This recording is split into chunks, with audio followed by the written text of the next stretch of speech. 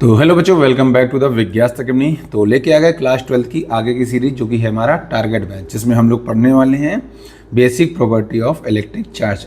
तो आज के टॉपिक में हम लोग बेसिक प्रॉपर्टी जानेंगे। तो चलिए स्टार्ट करते हैं। तो सबसे पहली यहाँ पे लिख लेते हैं basic property of electric charge. इसमें से पहली प्रॉपर्टी क्या होगी? जैसा कि हमको पता है, हमारे चार्ज जो होते हैं वो कितने टाइप के होते हैं बच्चों? दो टाइप के होते हैं, positive and negative. Left side में आपको नोट्स भी मिलते रहेंगे और आप एनिमेशन के थ्रू समझते रहेंगे, ठीक है। अब पॉजिटिव नेगेटिव होता है, तो पहली प्रॉपर्टी होती है, अगर हमारे पास मान लो दो चार्ज हैं जिनका नेचर सेम हो, मान लो एक पॉजिटिव है, दूसरा भी क्या हमारा पॉजिटिव है, तो जब भी कोई सेम नेचर के चार्ज होंगे, यानी कि इनको हम बोलते हैं लाइक चार्जेस। क्या बोलते हैं? लाइक, जो एक दूसरे को पसंद करते हो, एक ही नेचर के हो। तो इस तरह के जब चार्ज होंगे जिनका नेचर सेम होगा, तो ये दोनों एक दूसरे को क्या करेंगे बच्चों? रिपेल करते हैं। क्या करते हैं? रिपेल ईच अदर, ठीक है। तो like charges repel each other, और इनके बीच में जो फोर्स लगता है इसको बोलते हैं फोर्स ऑफ रिपल्सन, ठीक है, या रिपल्सन फोर्स बोल सकते हो, रिपल्सन फोर्स, ठीक है। तो पहली प्रॉपर्टी ये हो गई जिसमें लाइक चार्ज क्या करेंगे? एक दूसरे को रिपेल करेंगे। चलिए अब बात करते हैं सेकंड प्रॉपर्टी की। तो सेकंड प्रॉपर्टी में क्या होता है? अब लाइक चार्जेस हैं, तो एक तरह का चार्ज क्या होगा? अगर वो अनलाइक हुए, मतलब एक पॉजिटिव हुआ एक नेगेटिव हुआ, तो क्या होगा? या मान लो ये नेगेटिव हुआ ये पॉजिटिव हुआ, तो क्या होगा? तो अनलाइक चार्जेस जो हुए वो एक दूसरे को क्या करते हैं बच्चों? अट्रैक्ट करते हैं। क्या करते हैं? अट्रैक्ट करते हैं, यानी कि इनके बीच में जो फोर्स लगेगा उसे बोलेंगे फोर्स ऑफ अट्रैक्शन, ठीक है। तो पहले ये बेसिक प्रॉपर्टी में से छोटी मोटी प्रॉपर्टी है दो, ये आप ध्यान रखेंगे, जिसमें लाइक चार्ज क्या करेंगे? रिपेल करेंगे, इनके बीच में जो फोर्स लगेगा उसे बोलेंगे फोर्स ऑफ रिपल्सन या रिपल्सन फोर्स। और अनलाइक चार्ज क्या करेंगे बच्चों? अट्रैक्ट करेंगे, और इनके जो फोर्स लगेगा उसे बोलेंगे फोर्स ऑफ अट्रैक्शन या अट्रैक्शन फोर्स, ठीक है। चलिए अब देखते हैं हम लोग तीसरी प्रॉपर्टी। तो थर्ड प्रॉपर्टी क्या होती है? थर्ड प्रॉपर्टी में जो हमारा इलेक्ट्रिक चार्ज है वो एडिटिव नेचर का होता है। एडिटिव नेचर यानी कि अभी बताते हैं क्या होता है बच्चों, लिख लेते हैं पहले, एडिटिव इन नेचर। तो जो हमारा थर्ड प्रॉपर्टी है उसमें हम लोग बात करेंगे एडिटिव नेचर की, यानी कि जो हमारा चार्ज है, इलेक्ट्रिक चार्ज है, वो नेचर में कैसा होता है? एडिटिव होता है। अब इसका मतलब क्या होता है? इसका मतलब ये होता है कि मान लो कोई बॉडी है, उसमें कई सारे चार्ज हैं, मान लो प्लस का 4 चार्ज है, प्लस का 2 चार्ज है, माइनस का 6 चार्ज है, माइनस का 4 चार्ज है, ऐसा कुछ कर लेते हैं।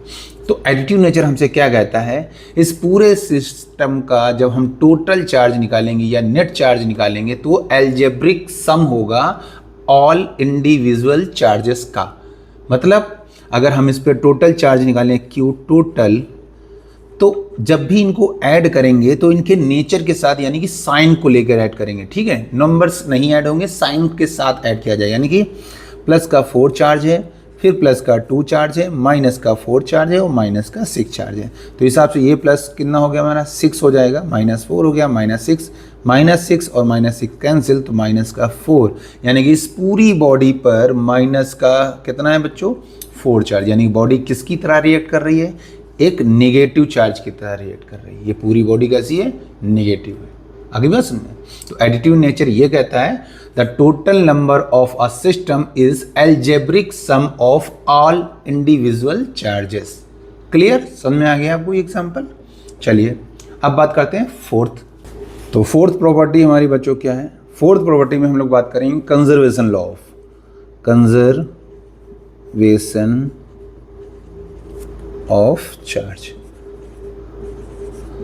अब चार्ज हमेशा क्या रहता है? कंजर्व रहता है। ये हम लोग क्लास 11 में खूब पढ़ा हुआ है, conservation law of linear momentum, conservation law of energy, ऐसा कुछ। तो सीधी सी बात है, इस लॉ के अकॉर्डिंग क्या होगा? जो हमारा चार्ज है उसे कभी भी ना तो हम क्या कर सकते हैं? क्रिएट कर सकते हैं, ना ही डिस्ट्रॉय कर सकते हैं। सिंपल सी बात है, चार्ज को ना तो क्रिएट किया जा सकता है, ना ही डिस्ट्रॉय कर सकते हैं। इसको केवल हम लोग एक बॉडी से दूसरी बॉडी में ट्रांसफर कर सकते हैं। समझ में आई बात? तो कंजर्वेशन लॉ सिंपल सी बात ये कहता है कि किसी भी चार्ज को हम लोग क्या करते हैं? क्रिएट नहीं कर सकते हैं, पहली चीज, मतलब नाइदर क्रिएटेड नॉर डिस्ट्रॉयड। ना तो हम क्रिएट कर पाएंगे और ना ही हम डिस्ट्रॉयड कर पाएंगे, सीधी सी बात है। आ गई बात समझ में? और इसको कर क्या सकते हैं, इसको क्या कर सकते हैं हम, किसी एक बॉडी से दूसरी बॉडी में ट्रांसफ़र कर सकते हैं। मतलब एक बॉडी में अगर चार्ज है तो उस चार्ज को हम दूसरी बॉडी में केवल ट्रांसफ़र कर सकते हैं, और ट्रांसफ़र के इस प्रोसेस को हम लोग बोलते हैं बच्चों चार्जिंग। इसको हम अलग से पढ़ने वाले हैं, ठीक है। आगे बात समझ में, तो सिंपल सी बात क्या होती है, किसी भी चार्ज को ना तो क्रिएटेड कर सकते हैं ना ही डिस्ट्रॉय कर सकते हैं। इट मीन हम कह सकते हैं according to this law the charge is neither created nor destroyed, it can be only transferred from one body to another body and this process is known as charging, ठीक है। आ गई बात समझ में, चार्जिंग ये प्रोसेस है। तो ये रहा हमारा फोर्थ प्रॉपर्टी जो कि हम लोग पढ़े हैं। अगर इसका हम एग्जाम्पल की बात करें तो आपको एक एग्जाम्पल दे देते हैं। मान लो एक ये बॉडी है, इस बॉडी पे 4+ के चार्ज हैं, ऐसा समझ लेते हैं, और एक ये बॉडी है जिसके पास कोई चार्ज नहीं है। तो अब अगर हम इस बॉडी को इस बॉडी के साथ क्या करें, टच करा दें, क्या करा दें, टच करा दें, यानी कांटेक्ट मिले हैं, तो ये बॉडी भाई चार्ज है और ये बॉडी अनचार्ज है, तो ये बॉडी अपने चार्ज इसको दे देगी, और जैसे ही क्या होगा कुछ समय बाद इसके पास 2 चार्ज हो जाएंगे, इसके पास क्या हो जाएंगे, 2 चार्ज हो जाएंगे, इक्वली हो गए आपके पास। तो ये सब बाद में पढ़ेंगे, लेकिन हमने बता दिया आपको कि कंजर्वेशन लॉ में ना तो क्रिएट करेंगे हम चार्ज को, ना डिस्ट्रॉय कर सकते हैं, केवल क्या होगा, एक बॉडी से दूसरी बॉडी में ट्रांसफ़र होगा, only transfer from one body to another body. I hope आपको समझ में आ गया होगा। चलिए अब बात करते हैं हम लोग फोर्थ का, जो कि सबसे ज़्यादा इंपॉर्टेंट होने वाला है। तो बच्चों फोर्थ नहीं, हमारी फिफ्थ प्रॉपर्टी है। फोर्थ हम लोग पढ़ चुके हैं। फिफ्थ प्रॉपर्टी क्या कहती है हमसे, quantization of charge. Quantization charge का मतलब क्या होता है, यानी चार्ज जो है वो क्वांटाइज्ड रहता है। इट मीन किसी भी बॉडी या सिस्टम में चार्ज जो होगा वो क्या होता है, इक्वल होता है किसके, integral multiple of number of electron, ठीक है। कैसे, मान लो ये बॉडी है, इस बॉडी में अगर हम चार्ज को डिफाइन करेंगे तो हमको तो पता ही है बॉडी के अंदर मॉलिक्यूल्स होंगे। मॉलिक्यूल किससे बनता है, एटम से बनता है। एटम किससे बनता है, एलिमेंट्री चार्जेस से, ठीक है, या एलिमेंट्री पार्टिकल्स जो कि इलेक्ट्रॉन, प्रोटॉन और न्यूट्रॉन होते हैं। तो वहाँ पर अगर हम बॉडी का चार्ज निकालने जब भी जाएंगे तो जो चार्ज होगा वो क्या होगा बच्चों, वो होगा integral multiple of number of electron, मतलब n प्लस माइनस एनी। जो चार्ज होगा वो क्या होगा, plus minus any. Multiple integral का मतलब क्या होगा, जो नंबर ऑफ इलेक्ट्रॉन होगा वो क्या होगा भैया, वो एक इंटीजर होगा। कैसा होगा, प्लस माइनस 1 हो सकता है, प्लस माइनस 2 हो सकता है, प्लस माइनस 3 हो सकता है, प्लस माइनस 4 हो सकता है, 0 भी हो सकता है, नंबर ऑफ इलेक्ट्रॉन नहीं होगा। बट ये n है वो डज नॉट इक्वल टू क्या होगा, 1.4, 3/7, 8/9 या 11/2, ठीक है। इस टाइप से नहीं है, एक रेशनल नंबर नहीं होगा, ठीक है। ये कैसा होगा, एक इंटीजर रहेगा, plus minus 1, plus minus 2, plus minus 3, plus minus 4 हो सकता है, 0 हो सकता है, बट ये इस टाइप का नंबर नहीं होगा। इसका मतलब ये होता है, ठीक है। तो क्वांटाइजेशन ऑफ चार्ज हमसे क्या कहता है, charge is always quantize. It mean that charge on a system always equal to integral multiple of number of electrons, ठीक है। यहाँ n को क्या बताएंगे, n is equal to plus minus 1, 2, 3, 4, 5 dot dot dot ऐसा चलता रहेगा, ठीक है। 0 भी हो सकता है, बट ये किसके इक्वल नहीं होगा, 1.4, 3/7, मतलब रेशनल नंबर नहीं होगा जिसमें पॉइंट आया आपका, डेसिमल नंबर नहीं होगा। ये समझ लीजिए, ना रेशनल नंबर होगा ना तो डेसिमल नंबर होगा, एक क्या होगा, इंटीजर होगा। कोई दिक्कत, पॉजिटिव या नेगेटिव इंटीजर कोई भी ले सकते हैं, क्लियर।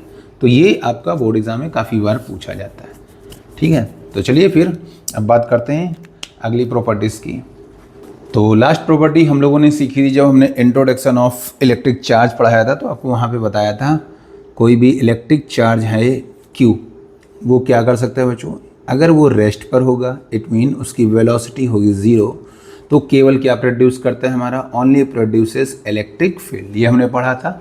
जो बच्चे नए हैं या यहाँ से इस लेक्चर देख रहे हैं तो जाके पहला लेक्चर देखें जिसमें इंट्रोडक्शन ऑफ इलेक्ट्रिक चार्ज पढ़ाया था। वहाँ पे हमने बताया था कोई भी चार्ज अगर रेस्ट पर होगा यानी कि वेलोसिटी उसकी 0 होगी तो क्या प्रोड्यूस करेगा, इलेक्ट्रिक फील्ड। इट मीन हम कह सकते हैं stationary charge produces only electric field. Stationary मतलब स्टैटिक चार्ज बोल सकते हैं। Static charge produces only electric field. अगर चार्ज क्या करता है बच्चों, मोशन करता है, यानी कि मूविंग चार्ज की बात करते हैं। मूविंग चार्ज अगर हुआ, मूविंग कैसा होगा भाई, मूविंग दो तरीके से हो सकता है। वेलोसिटी क्या होगी बच्चों, कांस्टेंट होगी आपकी, ठीक है। तो वेलोसिटी अगर हम लिख देते हैं कांस्टेंट, वेलोसिटी अगर कांस्टेंट होगी तो बच्चों क्या होगा हमारा, तब ये इलेक्ट्रिक फील्ड भी प्रोड्यूस करेगा प्लस मैग्नेटिक फील्ड भी प्रोड्यूस करेगा। इट मीन हम कह सकते हैं moving charge produces electric field and magnetic field both. ये हमने डीपली समझाया था, आप प्लीज जाकर लेक्चर को देखें। यहाँ प्रॉपर्टी है तो हम केवल बता रहे हैं। तो फर्स्ट एक और प्रॉपर्टी ऐड कर देंगे, जिसमें बोल देंगे static charge produce only electric field and moving charge produces electric field and magnetic field both. अब थर्ड वाले में हमने बताया था, इसमें चार्ज मूव तो करता है बट उसकी वेलोसिटी कांस्टेंट नहीं होती है। वेलोसिटी कैसी होती है, कांस्टेंट नहीं हो सकती है। तो इसको बोलेंगे, हो सकता है वो एक्सेलरेट कर रहा हो या डी एक्सेलरेट कर रहा हो। तो हम ऐसा बोल सकते हैं, अगर उसकी मूविंग एक ऐसी वेलोसिटी से हो जो कांस्टेंट नहीं होगी, तो वो इलेक्ट्रिक फील्ड भी प्रोड्यूस करेगा, मैग्नेटिक फील्ड भी प्रोड्यूस करेगा, साथ में ईएम वेव्स भी बनाएगा। तो ये हम कह सकते हैं, क्या बोल सकते हैं, इसको बोल सकते हैं accelerated charge. Accelerated charge produces electric field, magnetic field and electromagnetic waves. Simple. तो ये प्रॉपर्टीज और ऐड हो जाएंगी, तो हम बोल सकते हैं सिंपल सी वन लाइन में अगर बोलें तो क्या बोलेंगे, static charge produce only electric field, moving charge produces electric field and magnetic field both, and क्या नाम है, इसको बोलेंगे accelerated charge. Accelerated charge produces electric field, magnetic field and EM waves. ठीक है, तो ये रही इसकी कुछ खास प्रॉपर्टी जो कोई आपको पढ़ना है। नेक्स्ट लेक्चर लेके आते हैं जिसमें हम आगे के टॉपिक को जानेंगे, यानी कि जो अभी हमने बताया प्रोसेस पढ़ा था, इसमें हमने पढ़ा था चार्जिंग। तो हो सकता है नेक्स्ट लेक्चर हम लोग पढ़ेंगे चार्जिंग को।